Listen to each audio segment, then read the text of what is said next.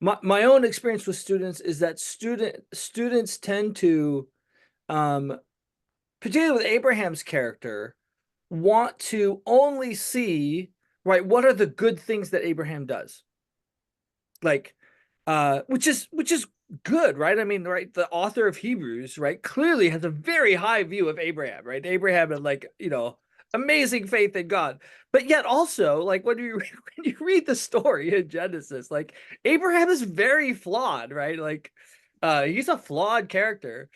um and yeah, and so, what I would say, right, what I would say is that, right, it's like there's almost more ground to be gained for us by considering what are the ways in which Abraham is right, is Abraham, Isaac, and Jacob too, right?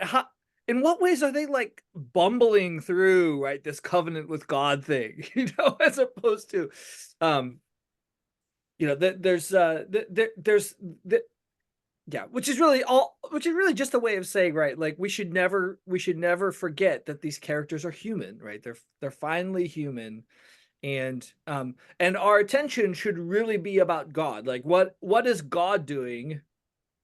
Um, right. So, like, in this example, right, the thing that we should be marveling about is that, um and students usually are keen to this in the when you get the similar story in Egypt, right? It's like, right, Abraham and Sarah tell this half truth about Sarah being his sister and not his wife, and Abraham ends up being blessed even in spite of this thing goes terrible, but it works out pretty well for Abraham.